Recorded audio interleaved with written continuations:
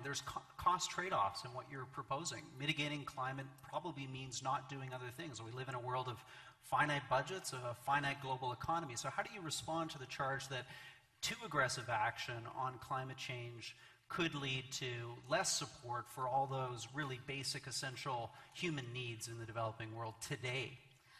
Well, I wish there was someone here from the developing world to make this point very clearly. But a lot of people in the developing world are very concerned about the impacts of the climate crisis, which, as George rightly pointed out, have already caused extreme drought, extreme difficulties around the world. And the reality of it is that we might have believed it was hard to find money and there were competing trade-offs before we just went through a year in which $4 trillion went to bailing out the financial system. And I don't remember any economists, Bjorn, you never thrust yourself in front of the moving economic stimulus package, the juggernaut, to say, wait, is that the best choice? We have competing values.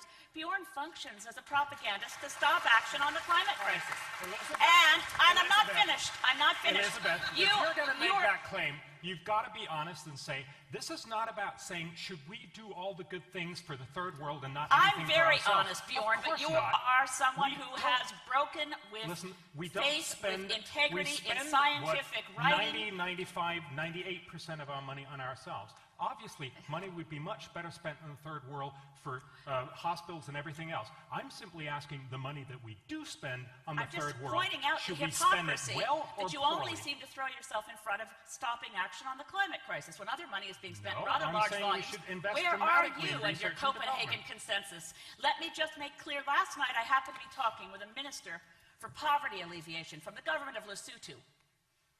He was in Ottawa with the King of Lesotho, where a lot of us actually work on trying to help this country in Africa, which has the third highest rate of HIV/AIDS in the world, today being HIV/AIDS Day, with 40% of its children orphaned.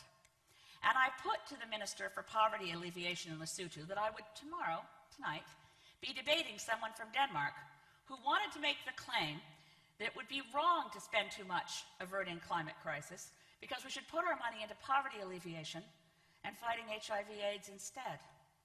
And he said, and I must say he was enraged, he said, but the climate crisis is making HIV/AIDS worse in my country every day. Wow. He said, we are suffering a food crisis. Elizabeth, we cannot grow our food. Elizabeth, okay, hold on.